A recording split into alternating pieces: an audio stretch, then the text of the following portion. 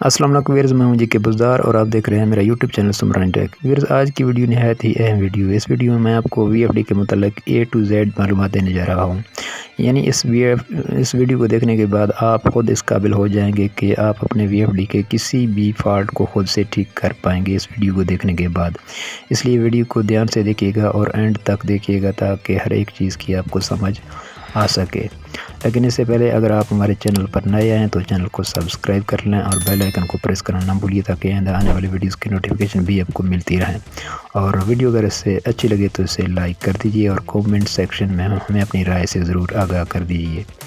तो चलते हैं अपनी वीडियो की तरफ और आपको बताते हैं वीएफडी के बारे में। तो ये सबसे पहले आपको बताता चलूँ कि वीएफडी जो है इसका मतलब होता है वेरिएबल फ्रीक्वेंसी ड्राइवर।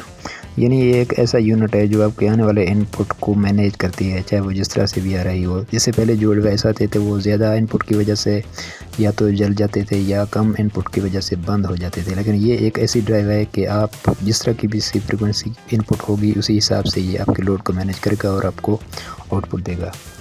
तो ये सबसे पहले चलते हैं वीएफडी के कनेक्शन के बारे में आपको बताते हैं कि सबसे पहले ये जो कवर लगा है ऊपर इसके, इस कवर को रिमूव करके मैं आपको यहाँ इसके कनेक्शन दिखाता हूँ। सबसे पहले अपने कनेक्शन करने हैं। यहाँ पे ये कवर इसका मैंने हटा लिया है। अब यहाँ पे देखें, ये आपको यहाँ पे दो तारें नज़र आ रही हैं इनपुट के, एक ब्लैक वाली और ये एक रेड वाली। ये तारें हैं ये आपके सोलर पैनल से आती हैं और यहाँ पे कनेक्ट होती हैं। यानी ये जो सोलर के आपके करंट है माइनस का और प्लस का वो आप यहाँ पे लगा सकते हैं। लेकिन ये कोई इशू नहीं है कि आप जहाँ पे चाहें इसको लगा सकते हैं। माइनस वाली एल को एल पे लगाएं या एन पे लगाएं या एन को यहाँ पे लगाएं, तो इससे कोई प्रॉब्लम आपको नहीं होने वाला है, क्योंकि ये बनी ही इसलिए है कि ये दोनों पॉइंट यहाँ पे आप जिस तरह भी चाहें यहाँ से आप अपने कनेक्शन जो है वो लगा सकते हैं। इसके अलावा इसके पास ही ये जो आपको दो टर्मिनल दिखाई दे रहे हैं जहाँ पे पी भी लिखा हुआ है, प्लस का निशान है। ये इसलिए कि यहाँ पे अगर आप इस इनपुट की तारों को लगाएंगे तो यहाँ पे आपको बड़ी ध्यान से लगानी होगी, क्योंकि यहाँ पे अगर गलत तार लगे तो आपका वीएफडी जो है वो जल जाएगा। तो इसलिए लोग ज़्यादातर यहाँ पे तार लगाते हैं, एन पे और एल पे। ये छोटी वीएफडी इस पे सिर्फ दो ही यहाँ टर्मिनल दिए हुए हैं, लेकिन बड़े वीएफडी पे यहाँ पे तीन होते हैं, एक एस होता है, एक टी होता है और एक एन होता है। तो उन पर आप जहाँ पे चाहें लगा सकते हैं और इसी तरह इस पर भी आप जहाँ भी चाहें दोनों तारों को यहाँ पर लगा सकते हैं, कोई इशू आपको नहीं होने वाला। तो इससे आगे ये आपको जो तीन तारें नज़र आ रही हैं ये हैं आपके आउटपुट की तीन तारें। यानी वो तारें जो यहाँ से आपके जाते हैं मोटर की तरफ या जो आपका पंप लगा हुआ है उसी की तरफ, यहाँ से ये इसका आउटपुट है। वहाँ से आप इसको इनपुट देंगे, यहाँ से ये वीएफडी जो है वो आपको आउटपुट देगा। यहाँ से एक करंट देगा बाहर और उस करंट को आप यूज़ करते हैं अपनी मोटर के लिए, अपनी जो सबमर्सिबल पंप होता है या जो भी है, तो आप उसके लिए यहाँ से इसकी आउटपुट जो है वो ले सकते हैं। तो व्यूअर्स, ये तो मैंने आपको बता दिया इसके कनेक्शन के बारे में, और अब आगे चलते हैं और आपको बताते हैं इसके सेटिंग के बारे में। तो व्यूअर्स, ये वीएफडी मैं आपको दिखा देता हूँ। इसका ये जो साइड पे लेबल लगा होता है ये हर वीएफडी पे लगा होता है, जिसके ऊपर लिखा होता है कि आप उसे कितना इनपुट दे सकते हैं और ये कितना आउटपुट आपको देगा। ये सिंगल फेज है या थ्री फेज है, ये सब कुछ यहाँ पे इसका मेंशन हुआ है। पहले यहाँ पे आप देख सकते हैं कि ये जो छोटा वीएफडी है 2.2 kV का है, इस पे हम जो इनपुट दे सकते हैं वो 230 वोल्ट तक का है।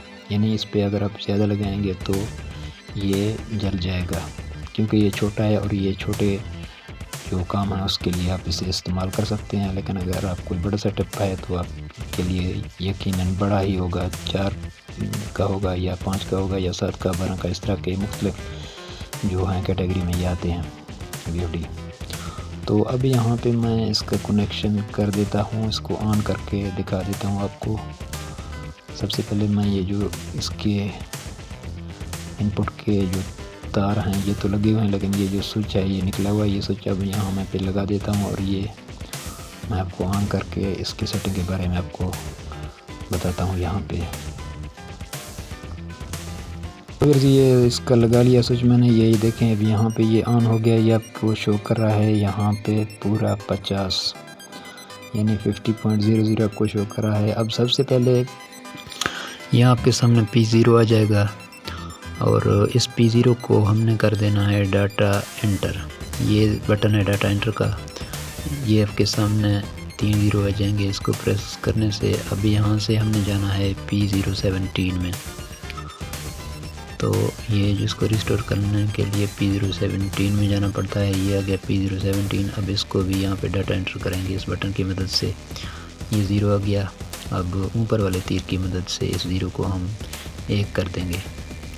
1 करने के बाद हम दोबारा डाटा एंटर वाला बटन दबाएंगे तो ये आपके सामने हो गया रिस्टोर। अब इसकी तमाम तर सेटिंग जो है वो हमें फिर से करनी पड़ेगी, क्योंकि नई VFD नई जगह पे लगाने के लिए उसकी सेटिंग को दोबारा करना पड़ता है, क्योंकि पहले जो फैक्ट्री सेटिंग है उससे काम नहीं चलता। अब सबसे पहले यहाँ पर जाना है हमने PB में। ये नीचे वाले तीर की मदद से एक दफ़ा मेन्यू का बटन दबाया, फिर ये P0 आ गया। P0 से हमने यहाँ जाना है PB में। ये PB आ गया। यहाँ पे डाटा एंटर का बटन दबाएंगे, ये सामने आ गया PB00।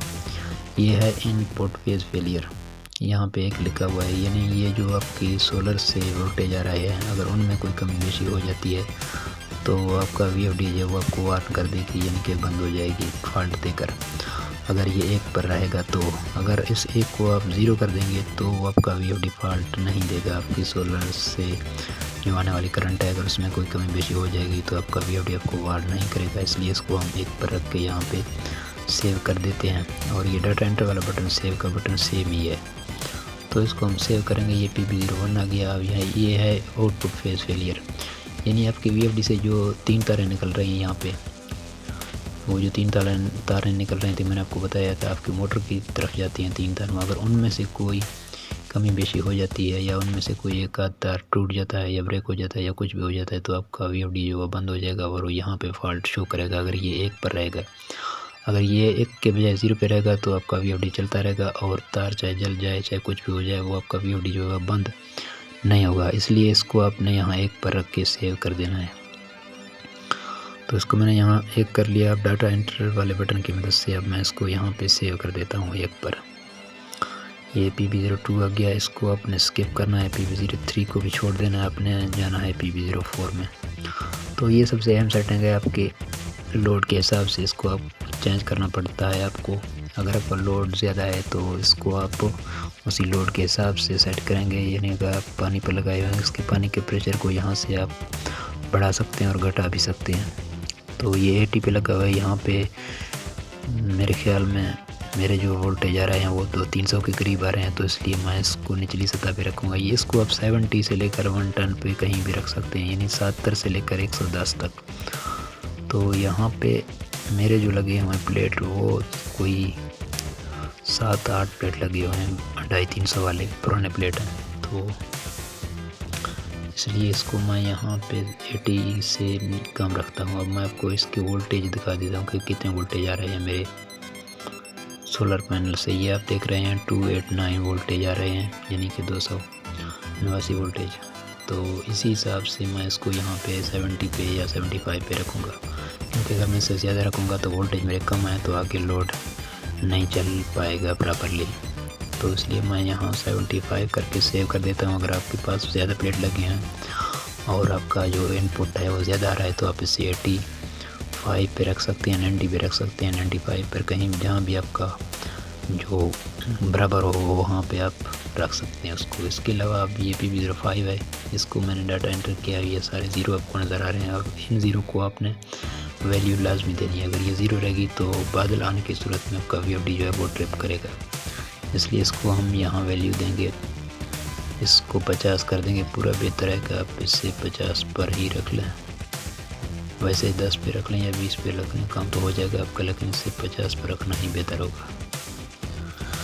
इसके अलावा ये हमारे पास PB06 आ गया है, इसको भी आपने यहाँ पे रहने देना है, कुछ नहीं करना है इसके साथ। ये PB07 है, अब इसको आपने यहाँ पे चेंज कर देना है, क्योंकि ये जब आप रिस्टोर करेंगे तो ये 120 पे आ जाएगा, लेकिन अब आप उसने इसको बढ़ाकर 150 पे रखना है, क्योंकि अगर आपका लोड ज़्यादा है और अब आगे आप चाहें कि कहीं से 1-2 पैनल बढ़ा लें तो उस सूरत में आपका VFD जो है वो स्मूथली रन करे। इसके लिए इसको आपने 150 पे रखना होता है।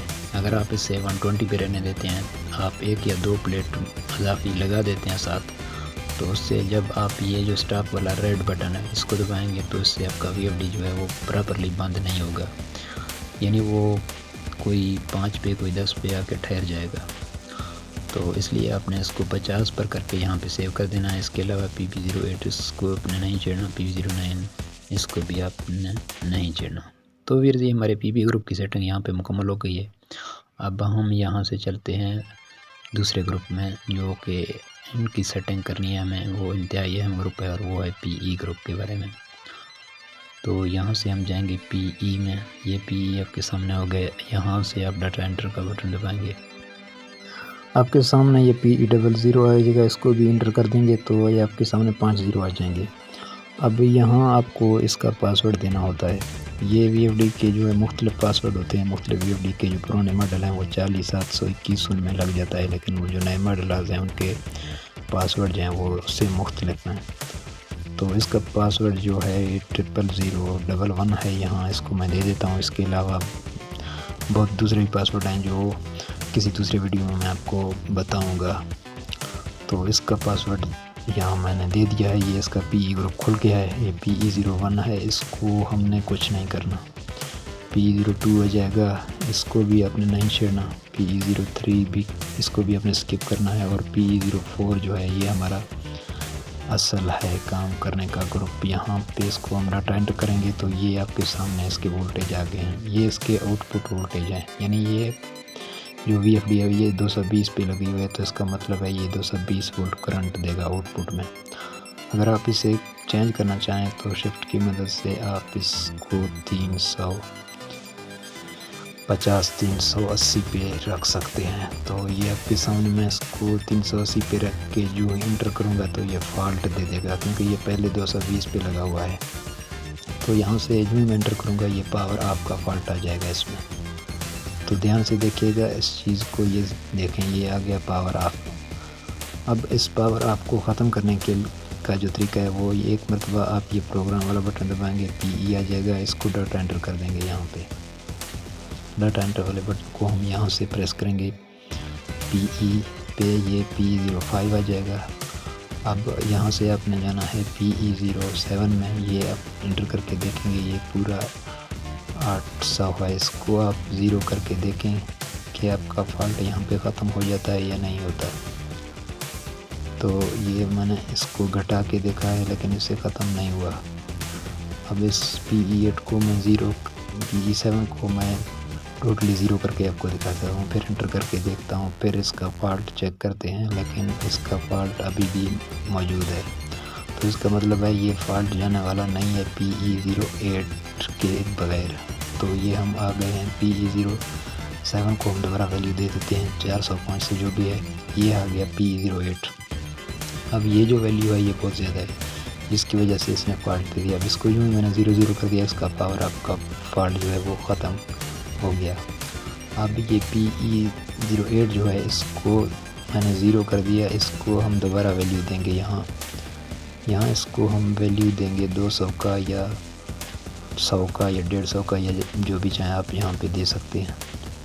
लेकिन अगर आपके पास जो है वो वोल्टेज ज़्यादा है तो आप से 300 से ऊपर भी रख सकते हैं। लेकिन मेरे पास चूँकि वोल्टेज यहाँ कम है इसलिए ये फॉल्ट दे रहा था। तो इसको मैंने 200 पे रख के यहाँ पे सेव किया। 250 पे रख के मैं सेव कर देता हूँ इसको। ये 250 पर रहेगा। इसके अलावा PE9 है, इसको स्किप करेंगे। PE10, तो इससे ये PE09-210 पे है, इसको छोड़ देंगे। PE10 है। तो फिर ये जो सेटिंग है ये आपकी होनी चाहिए 90 से ऊपर और 120 से नीचे होनी चाहिए। वो जो आपकी नॉर्मल सेटिंग होती है इसमें, क्योंकि ये अब या इससे अगर बहुत ज़्यादा होगा तो भी आपका इन्वर्टर फॉल्ट देगा, अगर ये बहुत कम होगा तो भी आपका इन्वर्टर फॉल्ट देगा, यू का फॉल्ट देगा या कोई और फॉल्ट देगा। तो इसलिए आपने उसे 95 से ऊपर और 120 से नीचे रखना है। अगर आपके पास जो है पैनल ज़्यादा लगे हुए हैं और बहुत ज़्यादा वोल्टेज आ रहे हैं तो आप से 130 या 135 पे रख सकते हैं मैक्सिमम, लेकिन इससे ऊपर आपने से नहीं रखना। तो फिर ये थी हमारी सेटिंग VFD के PE ग्रुप की। ये सेटिंग मैंने यहाँ पे कर लिए हैं। अब यहाँ आपके सामने मैं इसको चला के दिखाता हूँ आपको, और देखते हैं कि हमारी VFD चलती है या नहीं। बाहर इस वक्त बादल भी मौजूद हैं और धूप तो नहीं है। खैर देखते हैं कि इसकी फ्रीक्वेंसी जो है वो कितने तक चली जाती है। इसको मैंने रन कर दिया है तो मेरे ख्याल में जाना चाहिए इसे 40 तक तो जाना चाहिए, नहीं ये 35-36 पे आके जो है वो ठहर गया है। तो उसकी वजह मैंने आपको बताया कि बाहर धूप नहीं है इस वक्त और बादल हैं, तो इसलिए ये 35 से ऊपर नहीं जा रहा है। जो भी बादल हटेंगे तो ये 50 पर चला जाएगा। तो व्यूअर्स ये थी हमारी आज की वीडियो। उम्मीद करते हैं आपको समझ आ गई होगी। अगर किसी चीज़ की समझ नहीं आई या कोई ऐसी सेटिंग जिसके बारे में आप पूछना चाहते हैं तो कमेंट सेक्शन में मुझसे पूछ लीजिएगा। मैं इंशाल्लाह वहाँ आपको रिप्लाई करूँगा और आपको जवाब मिल जाएगा। इसके अलावा कमेंट सेक्शन में आप ज़रूर बताइएगा कि आप कहाँ से वीडियो देख रहे हैं और वीडियो आपको कैसी लग रही है, ताकि इसी हिसाब से हम अपने जो वीडियोज़ हैं वो आपकी खिदमत में चेंजेस के साथ लेके आते रहेंगे। तो बस ये PB ग्रुप जो है, यहाँ से आप PB04 जो है, मैं आपको दोबारा बताता चलूँ कि ये PB04 जो है इसको आप चेंज कर सकते हैं किसी भी वक्त, क्योंकि ये जो है वो सर्दियों में आपको इसमें थोड़ा सा बढ़ाना होता है और गर्मियों में इसको घटाना होता है। इसकी वजह ये है कि गर्मियों में जो प्लेट्स हैं वो आपके हीटअप हो जाती हैं और आपका जो आउटपुट है पैनल्स का वो कम हो जाता है। उसकी वजह से इस सेटिंग को आपने थोड़ा सा नीचे लेके आना होता है, 5 पॉइंट या 10 पॉइंट। और जो गर्मियाँ ख़त्म होती हैं सर्दियाँ जाती हैं, तो सर्दियों में चूँकि प्लेट्स गर्म ज़्यादा नहीं होती तो वो अपने पीक आवर्स में पूरे सही तरीके से जो है वो दे रहे होते हैं वोल्टेज आउटपुट के। तो इसलिए इसको आपने बढ़ाना है ताकि आपका लोड जो है वो सही तरीके से चल सके।